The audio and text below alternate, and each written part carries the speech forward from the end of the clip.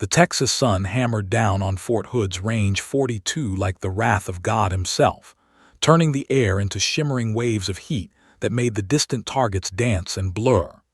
It was 14:37 hours on a Thursday afternoon in August, the kind of day when even the lizards sought shade and smart soldiers stayed indoors. But Sergeant First Class Maya Rodriguez wasn't most soldiers. She knelt in the dirt beside her weapon, oblivious to the 104-degree temperature or the sweat that carved rivers through the dust on her face. Her hands, calloused, steady, precise, moved across the Barrett M82 .50 caliber rifle with the tenderness of a mother touching her child. Each component received individual attention, the massive barrel still warm from firing, the intricate bolt assembly, the scope that could resolve a human face at 1.5 miles. This wasn't just any rifle.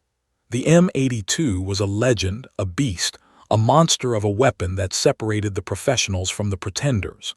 29 pounds of American engineering designed for one purpose, reaching out across impossible distances and touching someone with a half-inch diameter projectile traveling at 2,800 feet per second. In the right hands, it could disable vehicles, penetrate concrete, and change the outcome of battles. In the wrong hands, it was just an expensive, unwieldy paperweight. Rodriguez's hands were very much the right hands.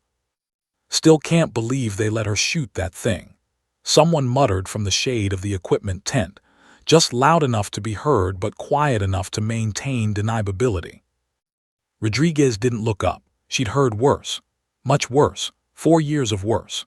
The whispers, the doubts, the sideways glances from men who couldn't accept that someone who wore her hair in a regulation bun and stood 5'6" could master a weapon system they struggled with.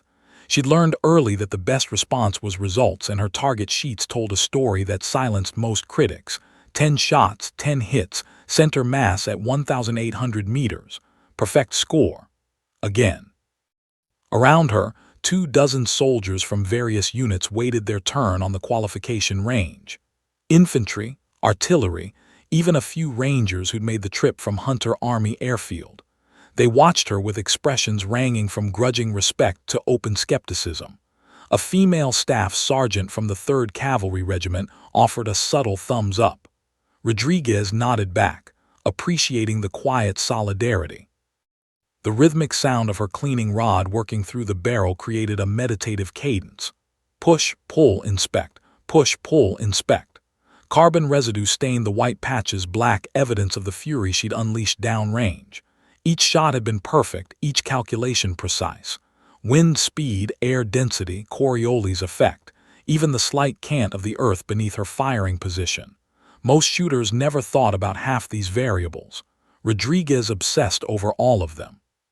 She just extracted the firing pin for inspection when the sound reached her, a low rumble that didn't belong to the range. Her head snapped up, instincts honed by 2 combat deployments instantly alert. The other soldiers heard it too. Conversations died mid-sentence. Everyone turned toward the access road. 3 black Chevy Suburbans emerged from the heat shimmer like ships materializing from fog, their windows tinted darker than regulations typically allowed. Government plates, flags mounted on the front fenders. The lead vehicle bore a marking that made Rodriguez's stomach clench. 3 stars. "Holy shit," breathed a specialist beside her. "That's General Hawthorne," finished a sergeant major, his voice carrying the weight of recognition. "The Bull of Fallujah himself." The name rippled through the assembled soldiers like electricity. Everyone in the army knew James Hawthorne. 3 wars, 2 silver stars, 1 legend that walked on 2 legs and terrified officers and enlisted alike with his unannounced inspections and 0 tolerance for mediocrity. He'd built his reputation on being everywhere at once, seeing everything, forgetting nothing. Careers had been made and destroyed by 5-minute conversations with the man. Rodriguez's hands continued their work on autopilot, reassembling the bolt carrier group, checking the extractor spring tension, but her mind raced. What was a 3-star general doing at a routine qualification range? This wasn't a scheduled inspection. Hawthorne didn't do scheduled anything. He appeared like a storm, evaluated, and left chaos in his wake. The SUVs halted in a cloud of dust 50 meters from the firing line. Doors opened in synchronized precision, disgorging a dozen personnel. Aides, security, junior officers scrambling with tablets and briefing folders. But everyone's attention fixed on the man who emerged from the lead vehicle. General James Hawthorne stood 6'3" and looked carved from the same granite as Mount Rushmore.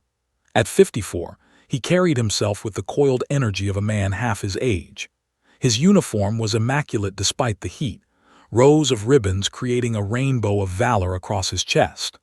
But it was his eyes that captured attention, sharp, dark, constantly moving, cataloging every detail with the precision of a supercomputer. Rodriguez forced her breathing to steady. She'd encountered senior officers before, but never like this, never so exposed and vulnerable. Her rifle lay partially disassembled beside her. Her uniform was stained with powder residue and sweat, and she was acutely aware that she represented everything conventional wisdom said shouldn't exist. A woman in a role that the old guard still insisted belonged exclusively to men. The general's entourage formed around him like a protective detail, but Hawthorne waved them back impatiently. He began walking the firing line, his stride purposeful, his gaze systematic. He stopped at each station, examining weapons, asking terse questions, moving on before the rattled soldiers could fully process his presence. Rodriguez kept working, trying to appear invisible. Perhaps if she stayed focused on her weapon, stayed professional, he'd simply walk past. She was just another soldier on just another range. Nothing special, nothing. The footsteps stopped directly beside her. She could see his polished boots in her peripheral vision, so close she could have touched them. Her heart hammered against her ribs. The entire range seemed to hold its breath. 1 second, 2 seconds, 3. Then the boots moved on, continuing down the line. Rodriguez released a breath she hadn't realized she was holding.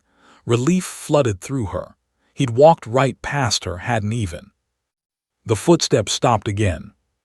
This time the silence felt different, heavier, charged with something she couldn't identify. Then she heard his voice, deep and commanding, cutting through the Texas heat like a knife through silk. "Sergeant." It wasn't a question. It was a command that demanded the entire world stop and pay attention. Rodriguez looked up, meeting the eyes of a legend, and saw something that made her blood run cold.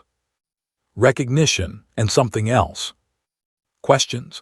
General James Hawthorne had perfected the art of the inspection over 3 decades of military service. He could assess a soldier's competence in under 5 seconds, the way they stood, the condition of their equipment, the look in their eyes that separated warriors from weekend soldiers. It was a skill that had saved lives in Fallujah, exposed incompetence in Germany, and transformed entire battalions in Afghanistan. He moved down the firing line like a shark through shallow water, deliberate and predatory. Each station received exactly the attention it deserved, no more, no less. A private fumbling with an M4 earned a sharp correction. A staff sergeant with an immaculate M110 received a brief nod of approval. Hawthorne's entourage scrambled to keep pace, tablets out, recording every comment for the reports that would land on desks by morning. His aide, Captain Marcus Chen, matched his stride. "Sir, we're running 20 minutes behind schedule. The briefing can wait," Hawthorne cut him off without breaking pace. "This is what matters, real soldiers, real readiness." Chen wisely fell silent. The general's eyes swept across the next station and its occupant in a practiced glance. Female, approximately 5'6", kneeling beside a disassembled weapon, probably support personnel taking advantage of range time. His brain cataloged and dismissed her in the space of a heartbeat. His boots carried him past her position. 3 steps, 4 steps.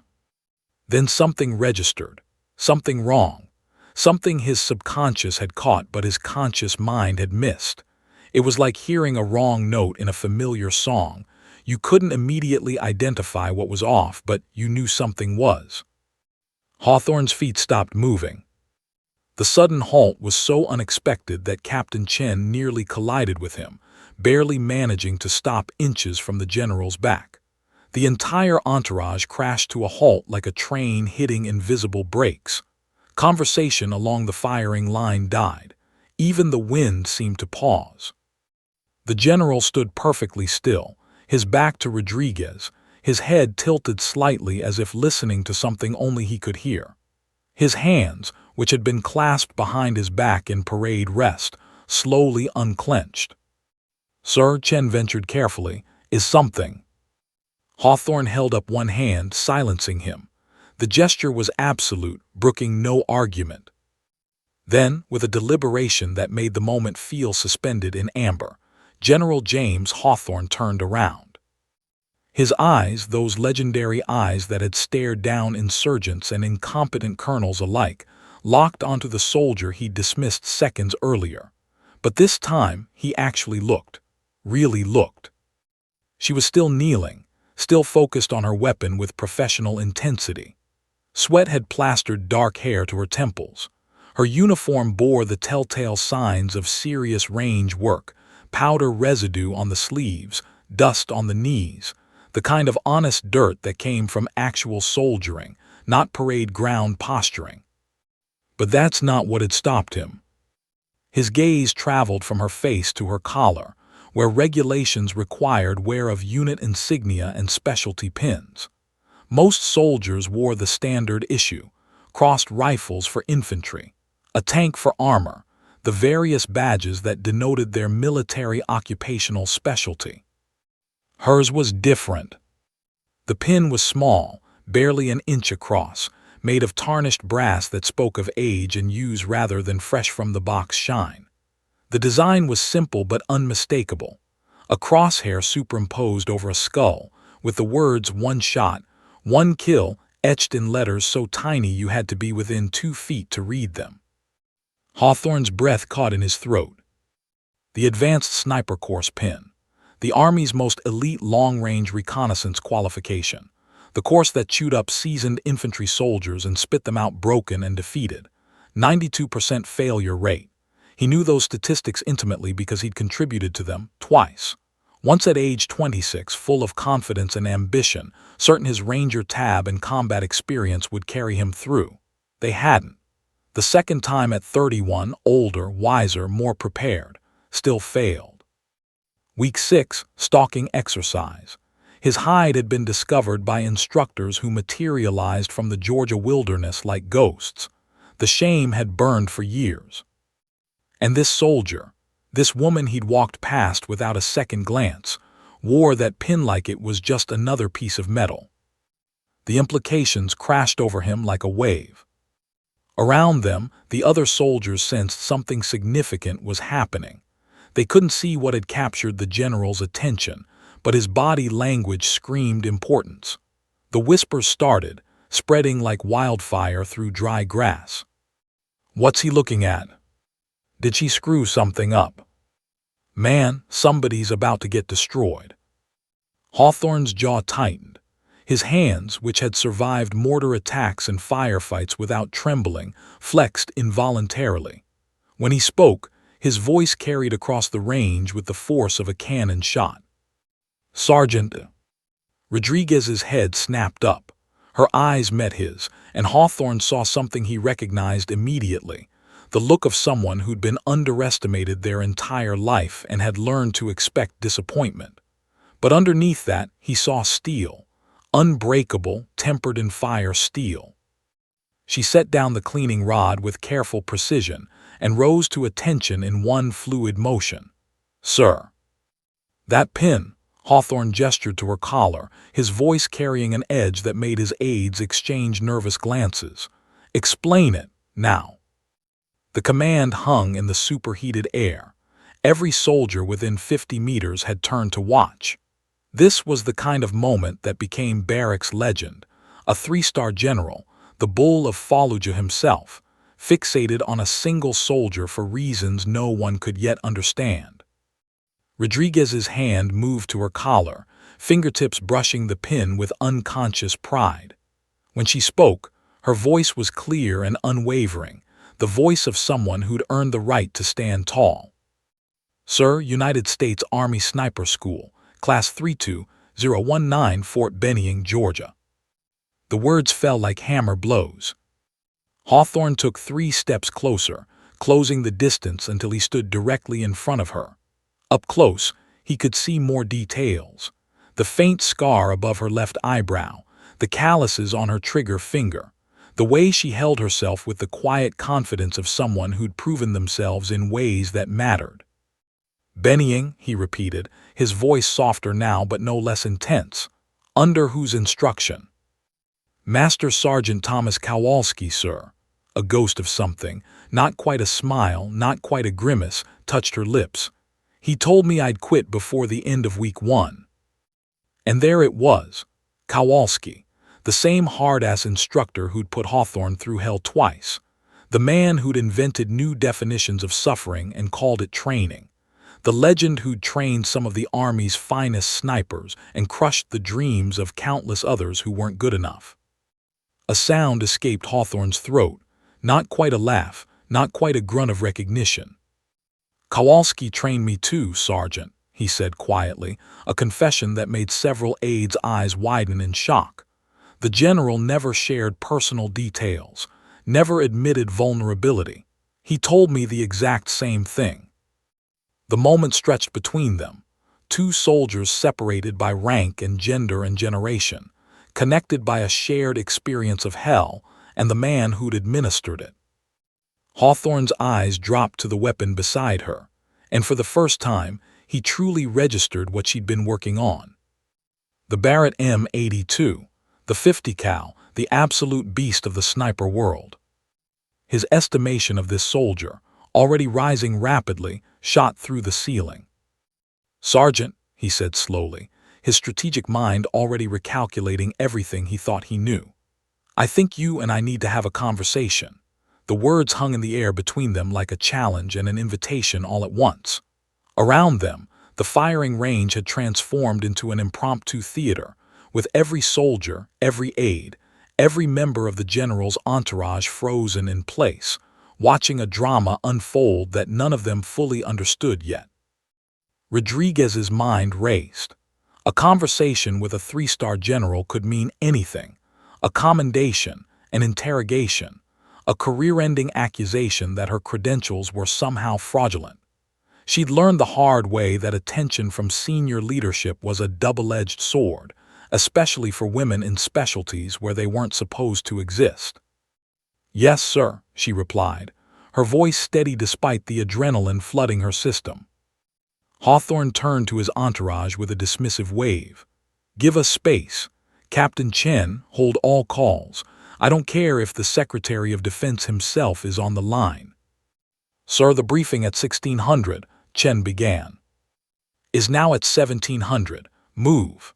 The command in Hawthorne's voice left no room for debate. The entourage scattered like startled birds, retreating to the SUVs but maintaining visual contact. This was unprecedented. The Bull of Fallujah didn't cancel meetings. He didn't make time for individual soldiers during inspections. He certainly didn't clear his schedule on a whim. But that pin had changed everything. Hawthorne gestured toward a patch of shade beneath a covered observation post 20 meters from the firing line. "Walk with me, Sergeant."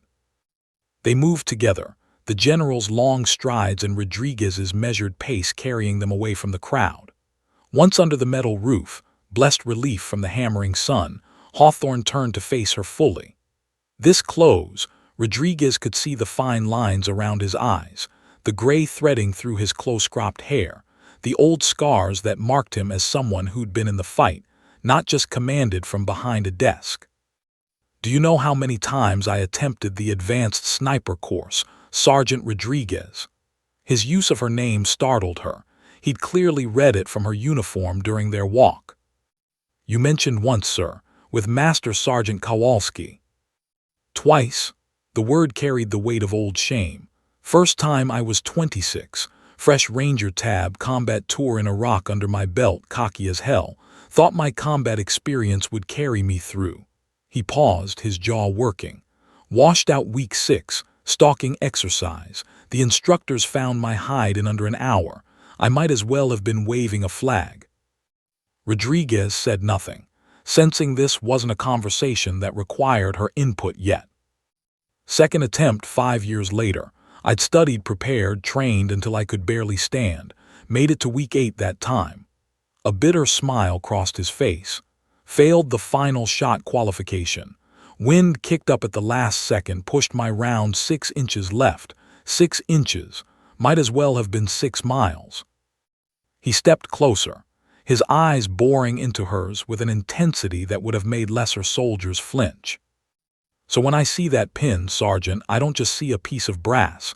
I see every freezing night in the Georgia mountains, every blister, every failure, every moment of doubt. I see the best course the Army offers and the 92% of soldiers who aren't good enough to pass it. His voice dropped to something almost like reverence. I see excellence that I couldn't achieve. The admission hung between them, raw and honest. Rodriguez had never heard a general, had never heard any senior officer speak with such brutal self-awareness. "How did you do it?" Hawthorne asked, and the question wasn't rhetorical. He genuinely wanted to know.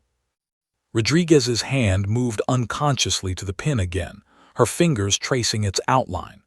The metal was warm from her body heat, worn smooth from years of touching it exactly like this whenever doubt crept in.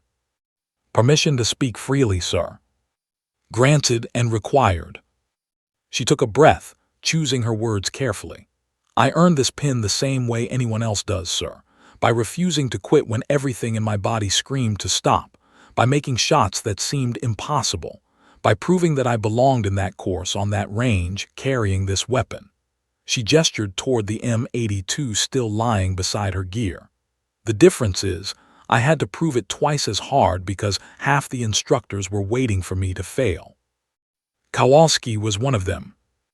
Master Sergeant Kowalski was the worst of them, sir." A genuine smile broke across her face, transforming her features. "First day of training, he told the entire class that I was a diversity experiment and gave me exactly 72 hours before I'd be on a bus back to my regular unit. Said women didn't have the physical strength, the mental fortitude, or the killer instinct for precision shooting." Hawthorne's eyebrows rose. "What did you say?" "Nothing, sir. I let my targets do the talking." And by week 3, Kowalski stopped using my gender as a reason I'd fail. He started using my height, my weight, my age, my hometown, anything he could find. By week 6, he'd run out of excuses and just started making the challenges harder. Her voice carried a note of pride now. "My final stalking exercise was in terrain the course hadn't used in 5 years. My qualification shot was at a distance they'd never tested before.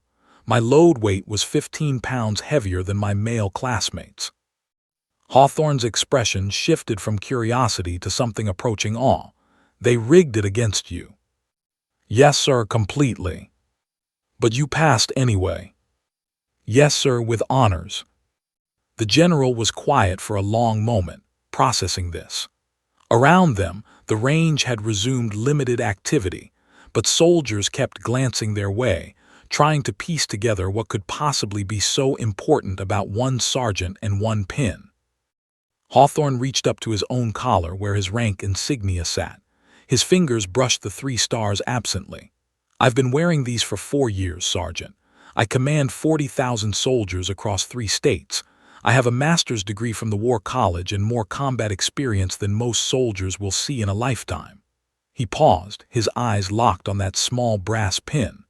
"But I would trade it all for one day, one single day, to wear what you're wearing, to have earned what you've earned."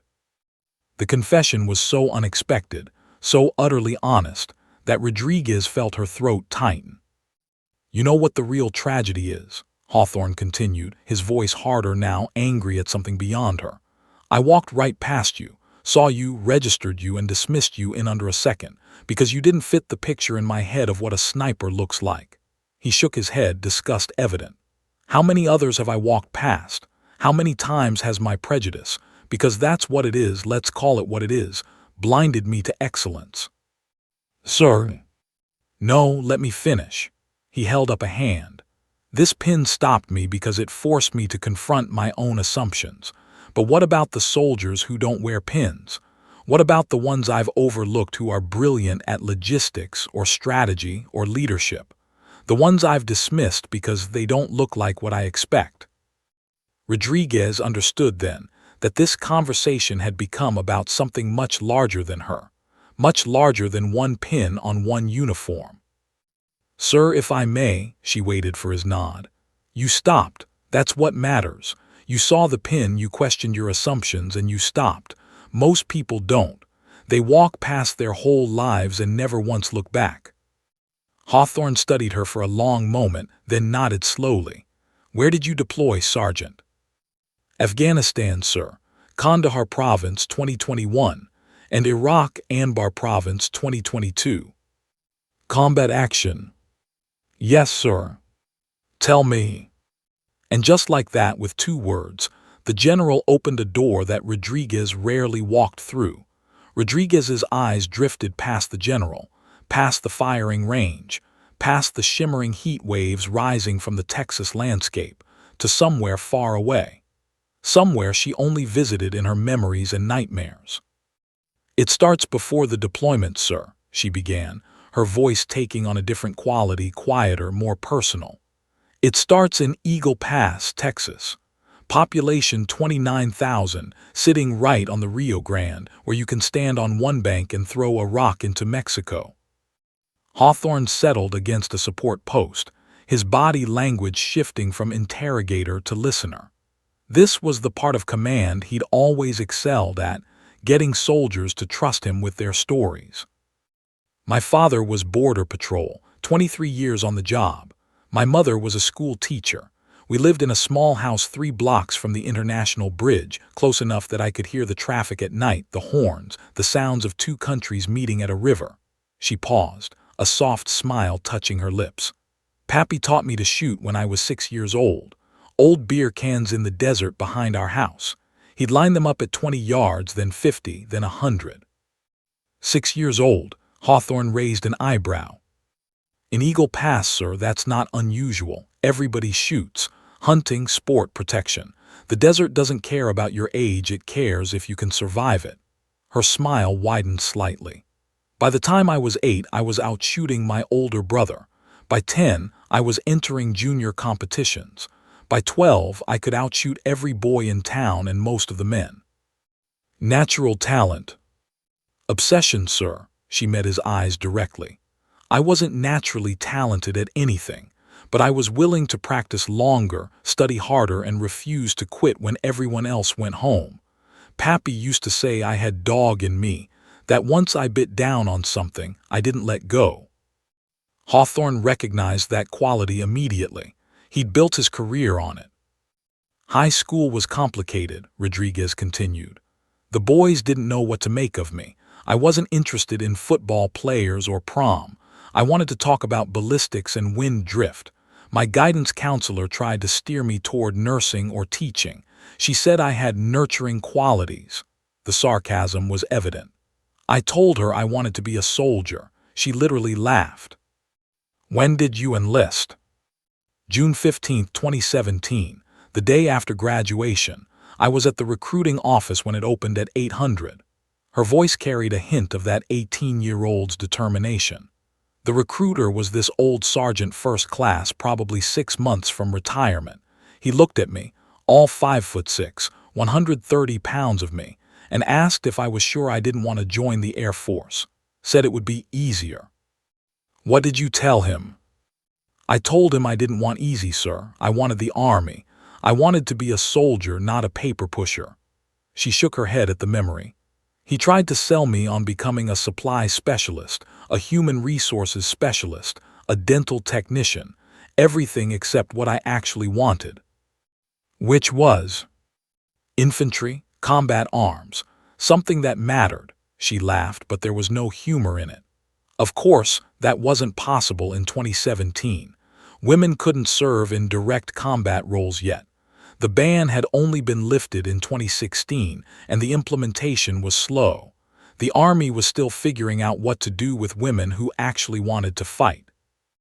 Hawthorne nodded, remembering those transitional years, the heated debates in the Pentagon, the resistance from old guard officers who couldn't imagine women in combat roles, despite the fact that women had been dying in combat zones for years. So I compromised, Rodriguez continued. I enlisted as a 68W combat medic. The recruiter said it was perfect for me. Women are natural caregivers, he said. Her jaw tightened.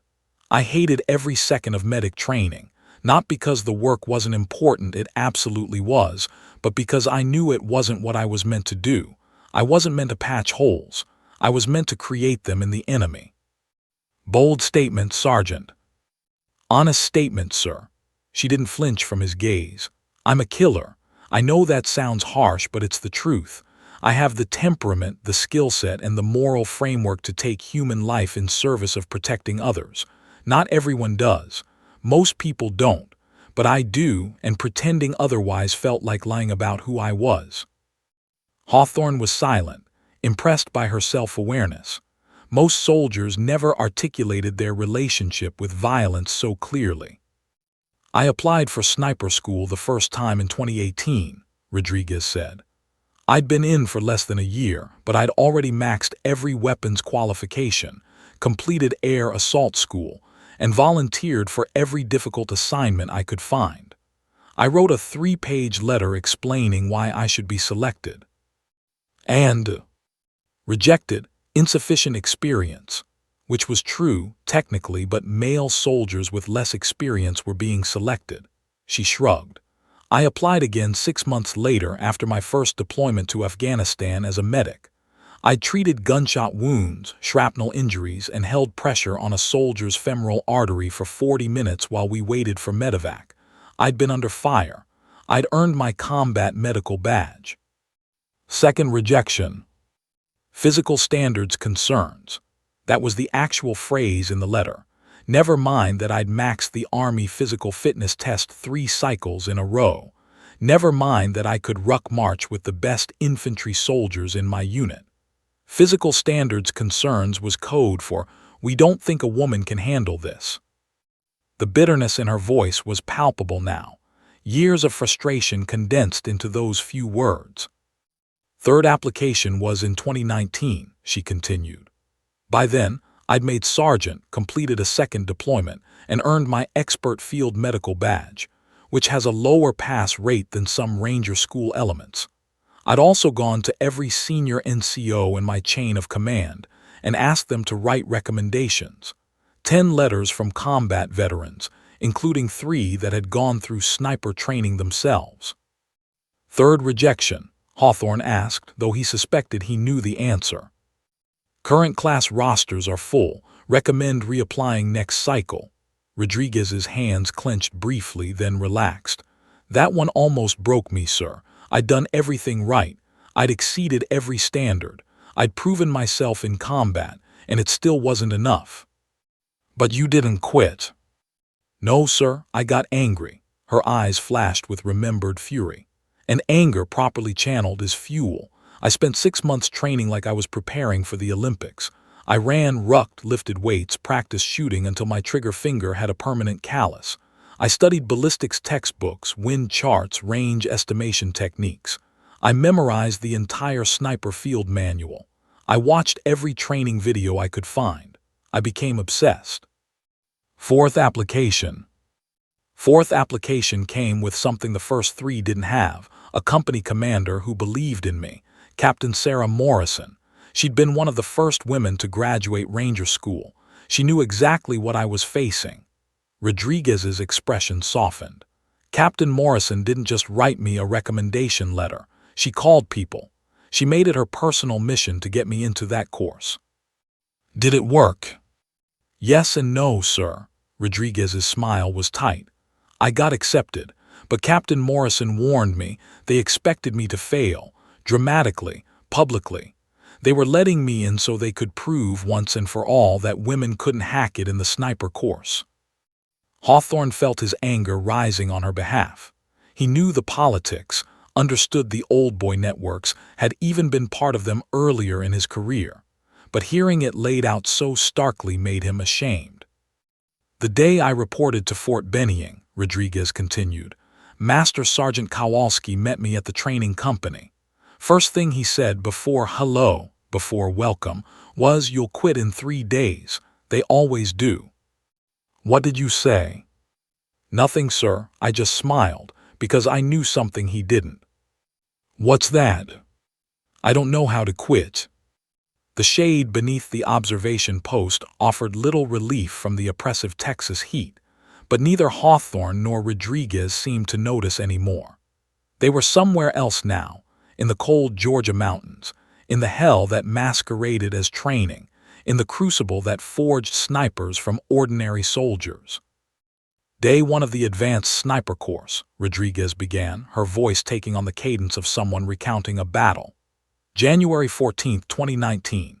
Temperature at Fort Benning, 28 degrees. 43 candidates, including me, the only woman. Every single one of those men was infantry. Rangers, special forces candidates, seasoned combat veterans. And then there was the medic from Texas who thought she belonged. Hawthorne leaned forward slightly, completely absorbed. Kowalski lined us up in the cold at 500. We stood there for 2 hours while he explained the course philosophy. We don't train snipers here. We discover them. Most of you are not snipers. Most of you will never be snipers. This course exists to separate the pretenders from the professionals. Rodriguez's impression of Kowalski's gravelly voice was startlingly accurate. Then he looked directly at me and said, "Some of you are social experiments. The Army is making us accept candidates who have no business being here. I predict a 72-hour failure rate for certain individuals." He said that in front of everyone. Hawthorne's voice carried outrage. "Oh, he was just getting started, sir." Rodriguez's expression was grim. After his speech, we drew our weapons. The M82 Barrett was sitting there, the last rifle available. Nobody wanted it, too heavy, too much recoil, too difficult for precision work beyond its design purpose. Kowalski picked it up, walked directly to me and handed it over. "This seems appropriate for you, Sergeant Rodriguez. Let's see how you handle real weight." She paused, the memory still sharp after all these years. 29 pounds unloaded, sir. 34 pounds loaded with a full magazine. Most sniper rifles weigh 12 to 15 pounds. He just handed me a weapon that was more than double that weight, and I had to carry it everywhere. Every exercise, every movement, every stalk through the woods. My shoulders, my back, my arms, everything screamed by the end of day 1. "Why didn't you request a different weapon?" "Because that's what he wanted, sir. He wanted me to admit I couldn't handle it, to take the easier option, to prove his point that women didn't belong." Rodriguez's eyes burned with remembered determination. "So I named her Beatriz, after my grandmother who walked 8 miles to school every day in Mexico and told me that pain is just weakness leaving your body. And I carried Beatriz everywhere for the next 11 weeks. Hawthorne shook his head in disbelief. 11 weeks with a Barrett M82. Week 1 was classroom instruction. Ballistics, wind reading, range estimation, target detection.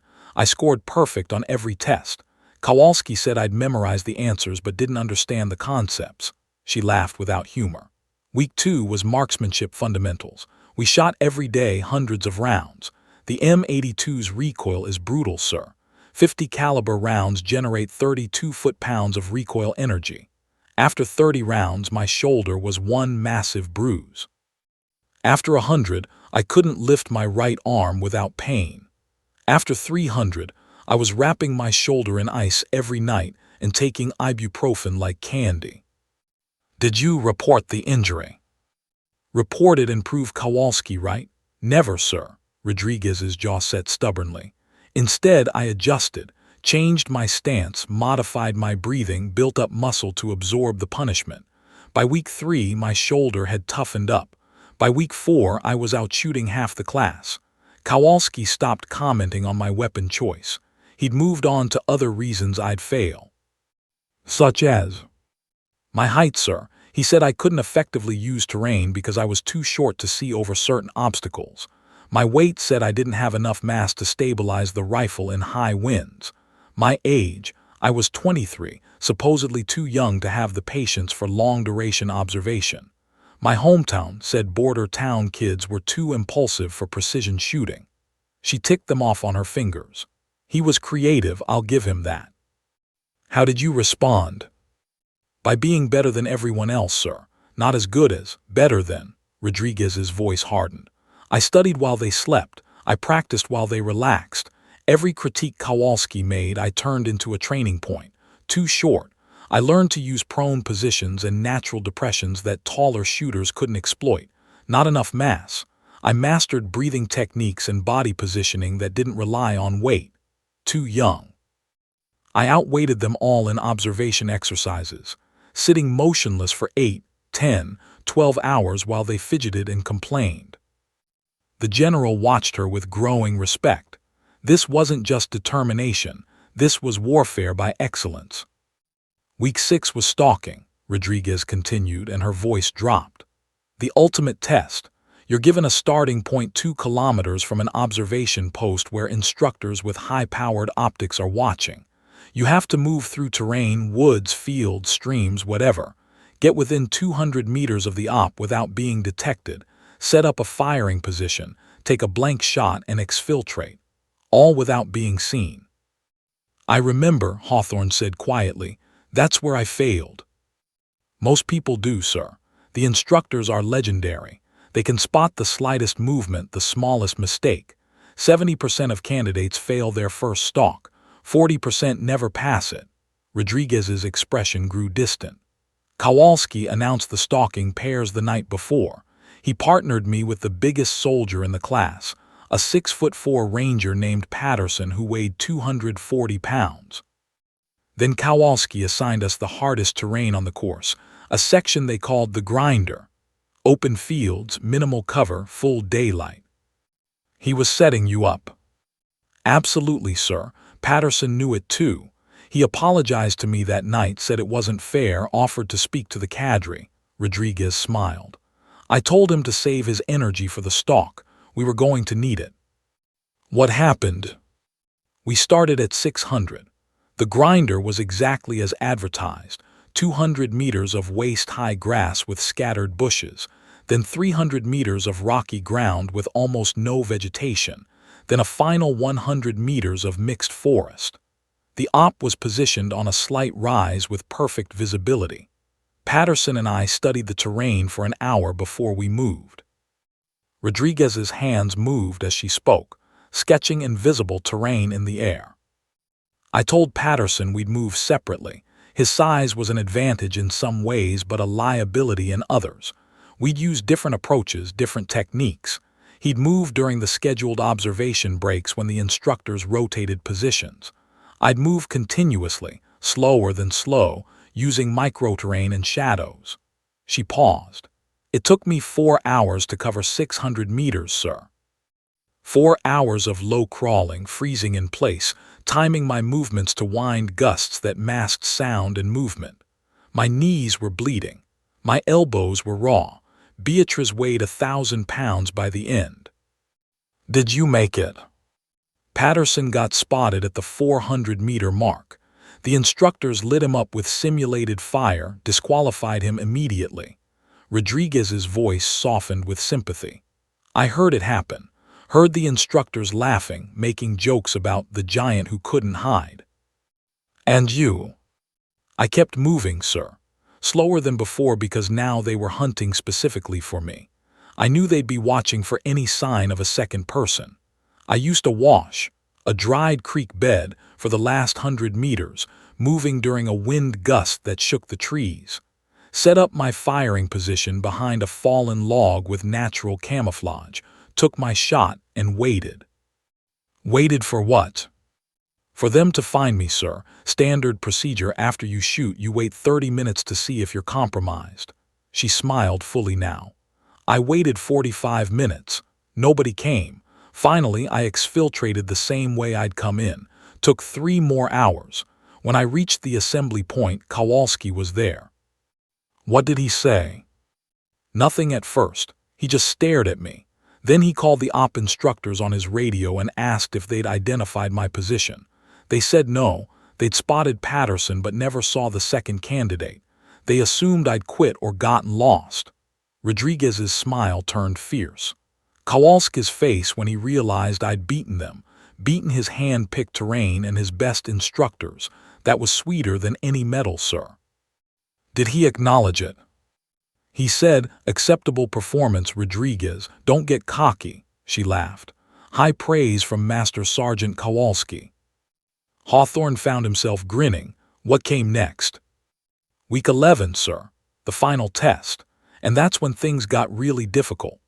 The afternoon sun had shifted, and still neither Hawthorne nor Rodriguez moved from beneath the observation post. The general's aides had long since stopped checking their watches, recognizing that whatever was happening here mattered more than any briefing on the schedule. Soldiers on the firing line had ceased pretending to work, openly watching the unprecedented scene of a three-star general spending over an hour in deep conversation with a single NCO. The final exercise, Rodriguez said, her voice taking on a weight that made Hawthorne straighten unconsciously. 72 hours that would determine everything. Pass and you earn the pin. Fail and 11 weeks of hell mean nothing. I remember hearing about it, Hawthorne said. They call it the ultimate stalk, don't they? That's the unofficial name, sir. Officially, it's the long-range reconnaissance and elimination exercise. But everyone who's been through it just calls it Hell Week. She paused, organizing her memories. February 28, 2019. They woke us at 300, loaded us into trucks with blacked-out windows, and drove us deep into the Chattahoochee National Forest. When the trucks stopped and they pulled the blindfolds off, we were standing in snow. Snow in Georgia. Unseasonable cold front, sir. The temperature had dropped to 19 degrees overnight. Snow was falling steadily, wet, heavy flakes that would make everything exponentially harder. Rodriguez's eyes grew distant. Kowalski stood there in his cold weather gear, looking warm and comfortable, while we shivered in our standard uniforms. He explained the mission parameters. Each pair would be given coordinates for an observation point 12 miles away through mountain terrain. We had to reach that position, establish an op, conduct surveillance for 36 hours, then make a qualification shot at a target 1,800 meters away, all while carrying 80 pounds of equipment. All while avoiding instructor patrols equipped with thermal imaging, all while Mother Nature tried to kill us. Hawthorne had been through enough field exercises to understand the magnitude of what she was describing. 80 pounds in mountain terrain with snow. Rifle, ammunition, food, water, surveillance equipment, camouflage materials, survival gear. It adds up fast, sir. And Beatrice alone was 34 pounds loaded. She rubbed her shoulder unconsciously. They paired me with a corporal named Marcus Webb, good soldier, solid shooter, but I could see the doubt in his eyes when he looked at me. He was probably wondering if the female candidate would make it 12 miles. Did you address it? I told him I'd carry my weight and his if necessary. That seemed to satisfy him, a ghost of a smile. We drew our route coordinates and started moving at 4:30. Full darkness, snow falling, temperature dropping. The first mile was deceptively easy, relatively flat terrain through pine forest. We made good time, stayed warm from movement. Then we hit the mountains. Rodriguez's hands moved again, painting the picture in the air between them. Georgia mountains aren't like the Rockies, sir, but they're steep enough when you're carrying 80 pounds and trying to maintain tactical silence. We climbed for 6 hours straight, stopping every hour to check our position and adjust our route. The snow kept falling. By 1200, we'd covered maybe 5 miles, and Webb was struggling. I could hear his breathing getting ragged, see him favoring his left leg where an old injury was flaring up. Did you help him? I carried his surveillance equipment, another 15 pounds, told him it was because I wanted to practice with the extra weight. She shrugged. Male pride is a funny thing, sir. He wouldn't accept help, but he'd accept a teammate who wanted a challenge. Smart. Necessary, sir. Rodriguez's expression darkened. By 1800, we'd covered 9 miles. The temperature had dropped to 12 degrees and the snow showed no signs of stopping. We were both exhausted, wet, and starting to show signs of hypothermia. Webb's hands were shaking when he tried to read the map. I set up a temporary shelter, got us under some thermal blankets, and we rested for 2 hours. Against the rules. The instructors never said we couldn't stop, sir. They just said we had to reach the op and complete the mission within the time limit. Her smile was predatory. I learned early that understanding the difference between the rules and the expectations is how you win. Hawthorne nodded approvingly. That kind of tactical thinking was exactly what made good officers. We reached the op coordinates at 2300, 19 hours after we started. We were hypothermic, exhausted, and had 36 hours of surveillance ahead of us before the shot qualification. Rodriguez's voice dropped. That's when things fell apart. Webb's core temperature was too low. I could see it in his eyes, that glassy, confused look. His speech was slurred. He kept trying to set up the op wrong, making mistakes a private wouldn't make. She closed her eyes briefly.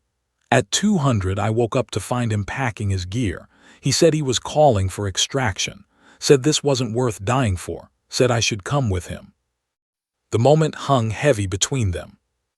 I begged him not to call it in, sir. Told him we could get through it together, that we just needed to stay warm and focused. But he was done. He'd made up his mind. Rodriguez's jaw tightened. He pulled out his radio at 2:30 and called for emergency extraction. Medical emergency.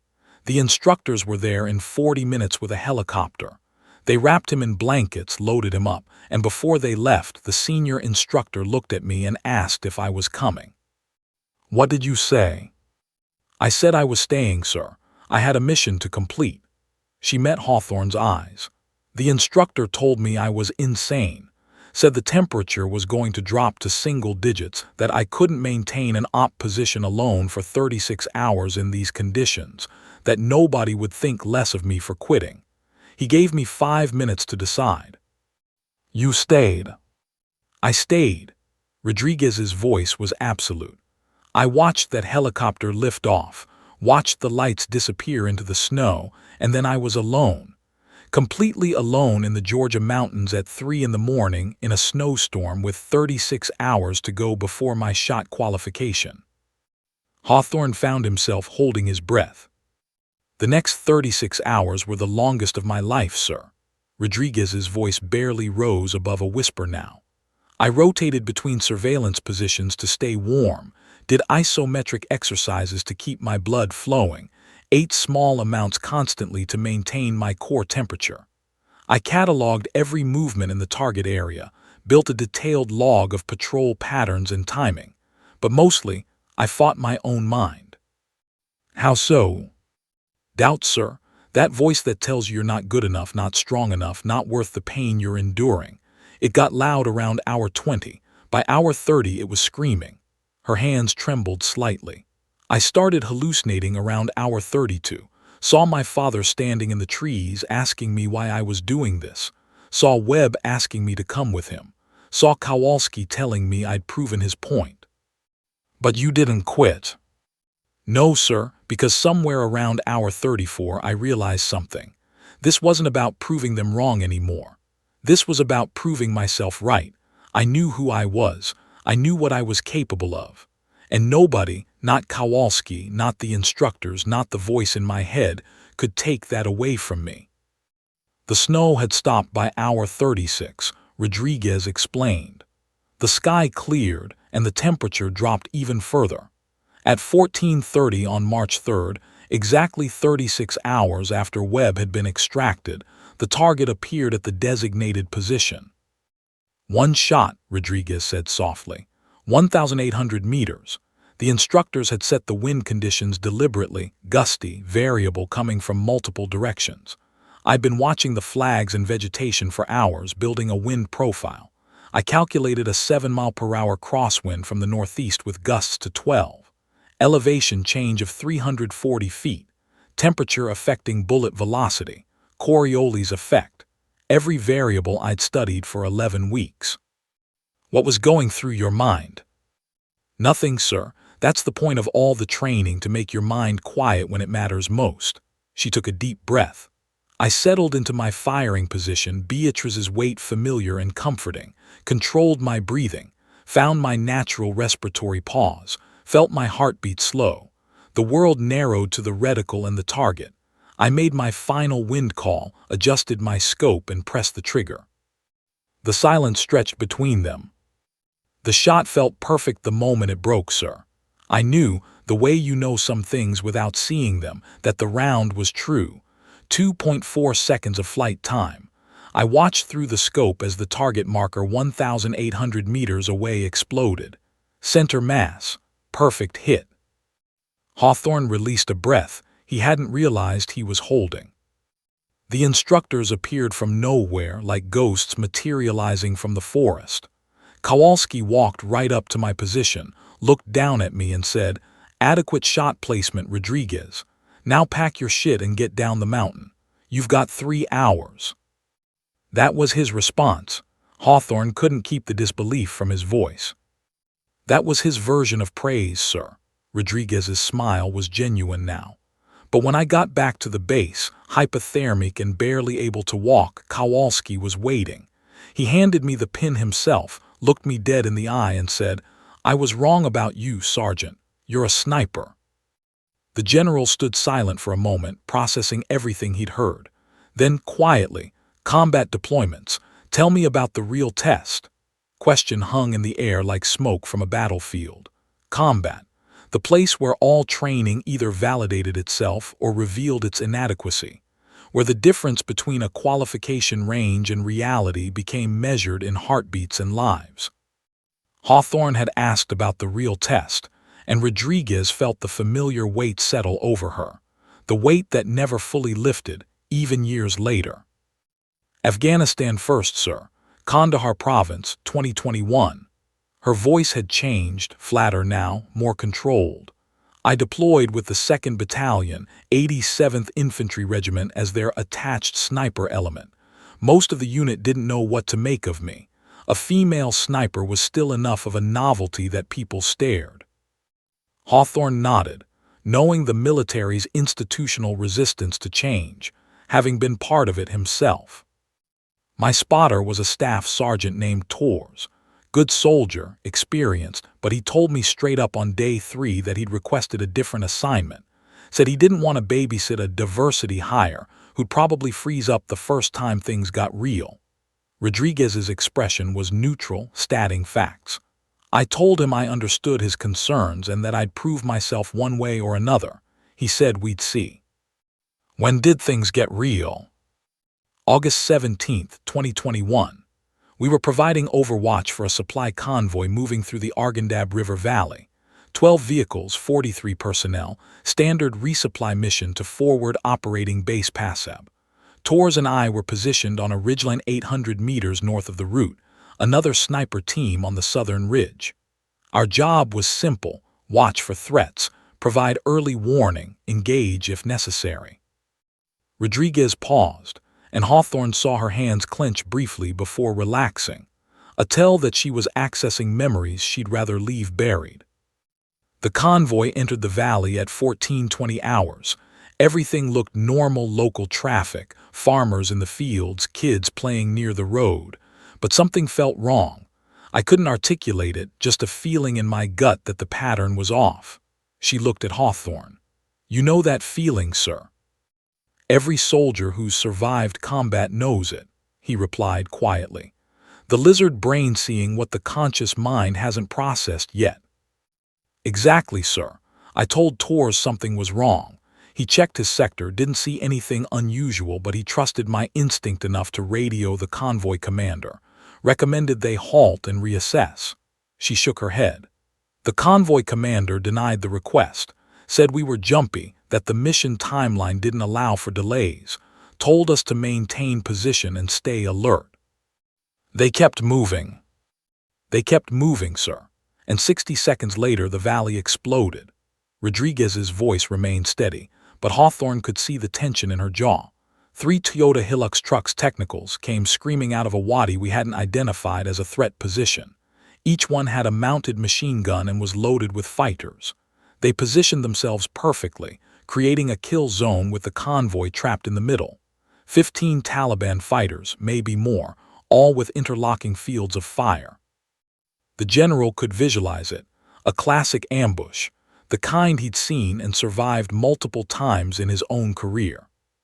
The convoy tried to react, but they were caught.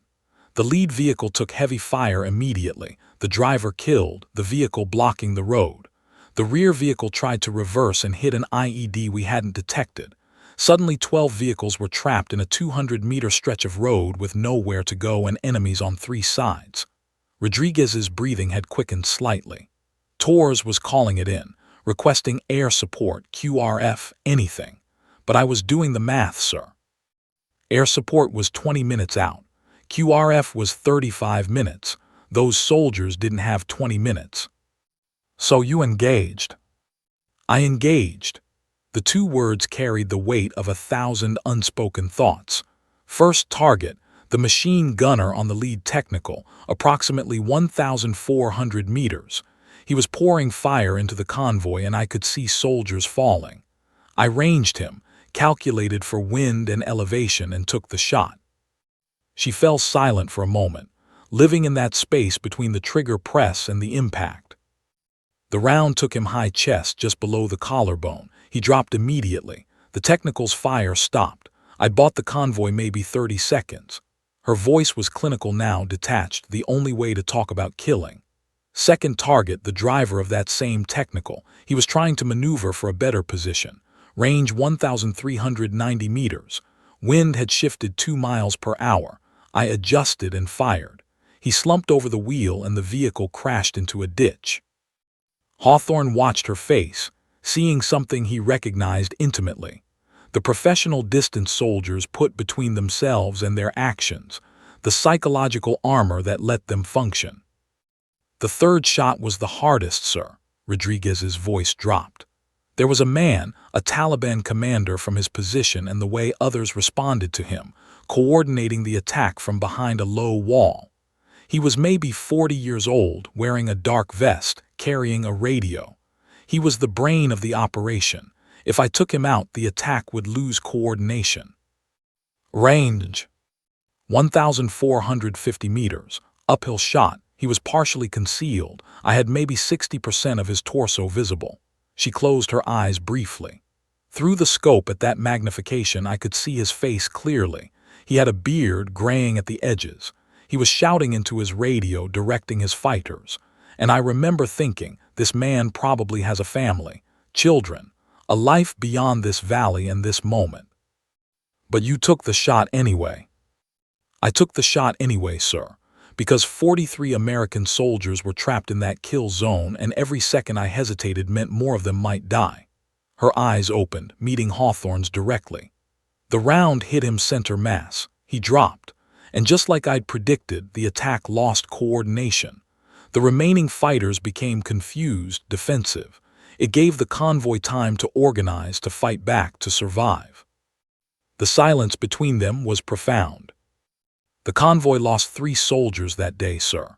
3 good men who'll never go home, but without those shots, without the decision to engage at extreme range under combat conditions, Torres and I estimated the casualties would have been 15 to 20, maybe more.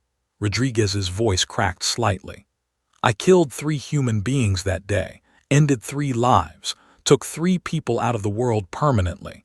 That weight doesn't go away, sir. It never goes away. Hawthorne stepped closer, his own experience with combat-induced trauma recognizing hers. What happened after? Torres never questioned my abilities again. He wrote me up for a Bronze Star with Valor device. The convoy commander visited our position 2 days later and apologized for not listening to my initial warning, and I spent 3 nights unable to sleep, seeing that commander's face every time I closed my eyes. She took a shaky breath. That's what the pin represents, sir. Not just the training, not just the qualification. It represents the willingness to make impossible decisions at impossible distances and live with the consequences forever. How many confirmed kills do you have, Sergeant? Hawthorne asked gently.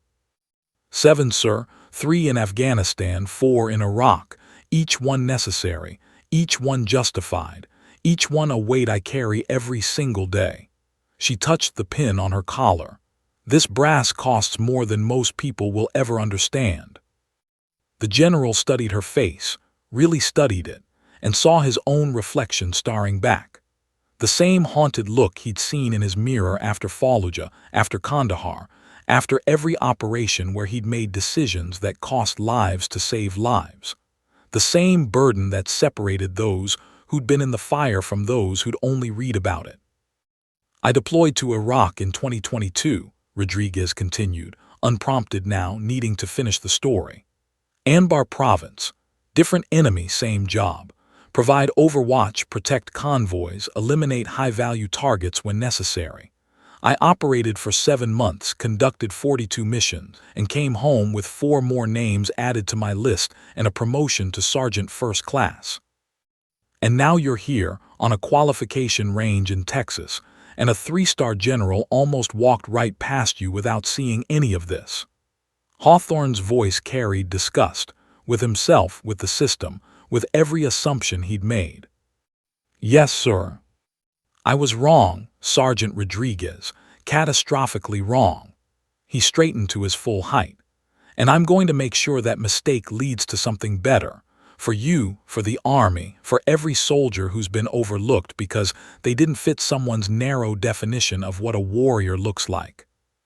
Rodriguez's eyes widened slightly. Sir. You have a story that needs to be heard, Sergeant, and I'm going to make sure the right people hear it. 6 months. That's how long it took for General James Hawthorne to transform a chance encounter on a Texas firing range into something that would ripple through the entire United States Army. But on this particular morning, September 23, 2025, all those months of planning, arguing, and political maneuvering were about to culminate in a single moment. The Pentagon's main auditorium held 300 of the Army's senior leaders. Generals, colonels, command sergeant majors, policymakers, and Pentagon staff filled the tiered seating. The room hummed with the low murmur of powerful people wondering why they'd been summoned to a mandatory briefing with no agenda published in advance. Hawthorne had kept the details deliberately vague, knowing that if he'd revealed the true purpose, half the attendees would have found excuses to skip it. Backstage, Rodriguez stood in her dress uniform, the blue fabric crisp and perfect, her medals and badges arranged with parade ground precision. The sniper pin sat on her collar, small and unassuming, representing everything she'd endured and achieved. Her hands trembled slightly, not from fear of combat, but from the prospect of standing before the Army's elite and telling them they'd been wrong. You ready, Sergeant?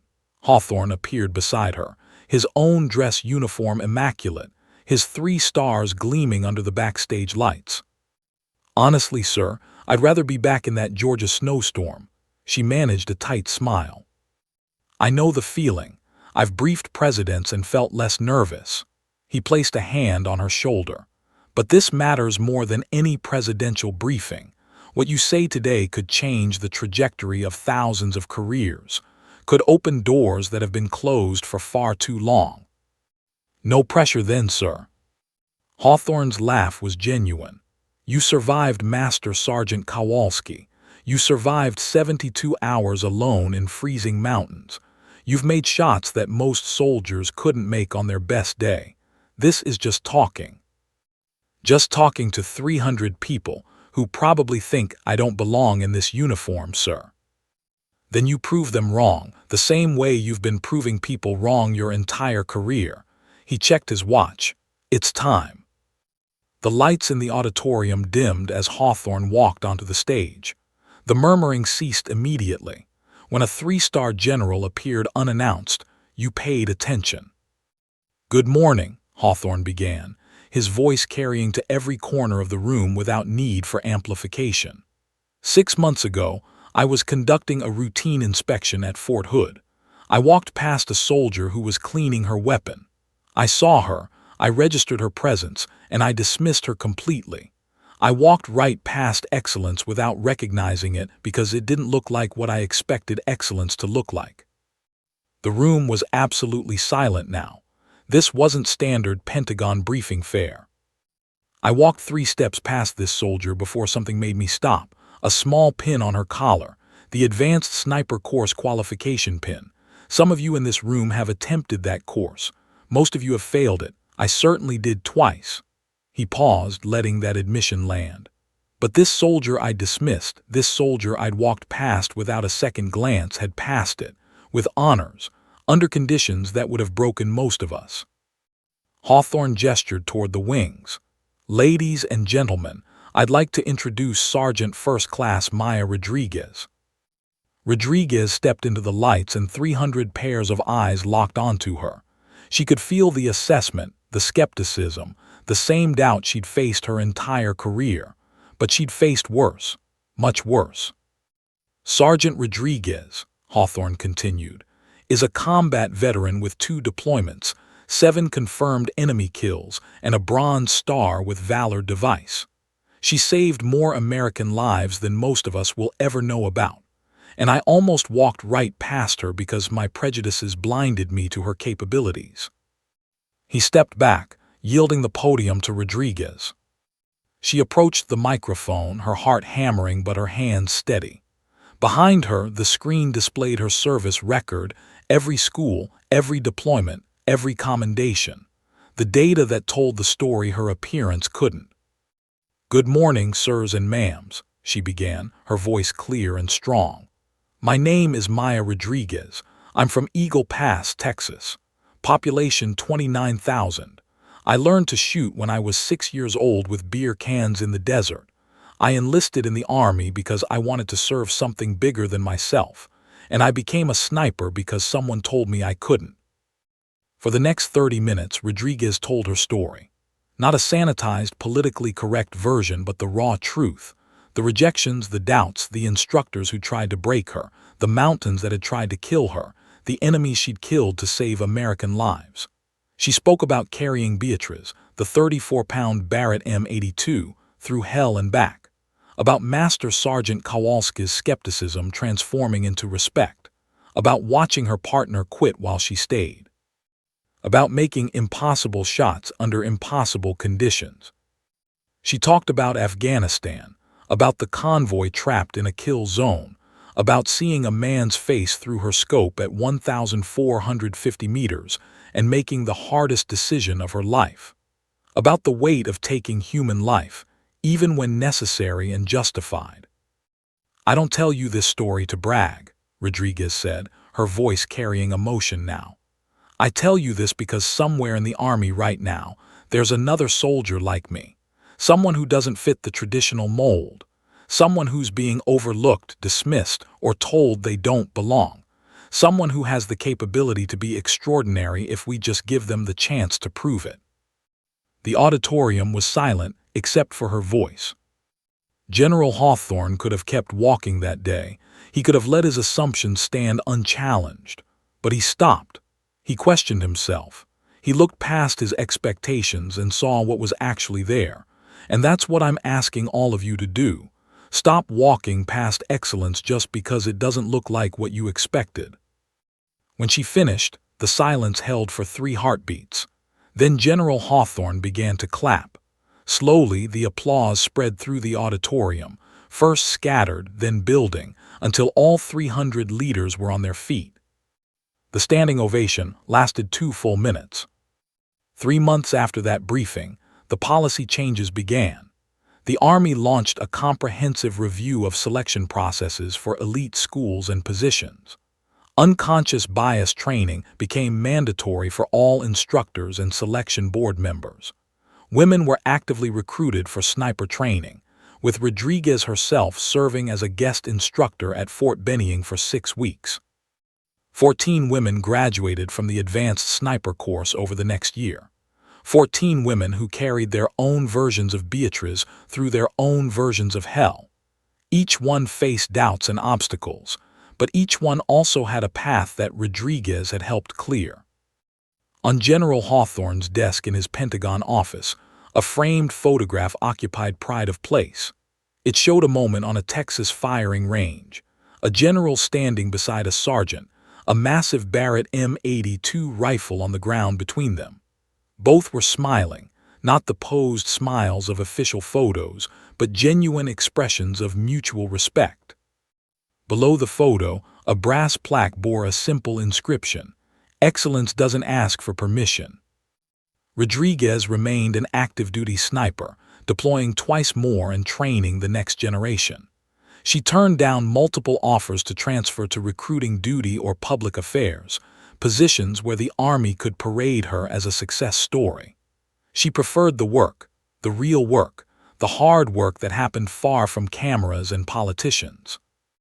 But she also understood that her story mattered, that every time she wore that pin, every time she spoke to young soldiers who didn't fit the traditional warrior mold, she was changing what was possible. She was redefining what a sniper looked like, what a soldier looked like, what excellence looked like. Years later, when asked about that day on the range, about the general who almost walked past her, Rodriguez would smile and say, "He stopped. That's what matters." He had the courage to question his assumptions and the integrity to admit he was wrong. Not everyone does that. Not everyone can. And Hawthorne, when asked the same question, would touch the photograph on his desk and reply, "I walked past excellence that day. I was blind to it because I was looking for the wrong things. That sergeant taught me a lesson I should have learned decades earlier. That capability doesn't care about your expectations. It just is. And if you're too prejudiced to recognize it, that's your failure, not theirs." The pin remained small, tarnished brass, barely an inch across, simple in design but profound in meaning. It represented frozen mountains and impossible shots, pain endured and prejudice overcome, lives taken and lives saved. But more than that, it represented a truth that the Army, that society, was finally beginning to understand. Excellence comes in forms we don't always expect, and the measure of our wisdom is whether we're humble enough to recognize it when we see it, or whether we walk right past it, too blind to see. The end.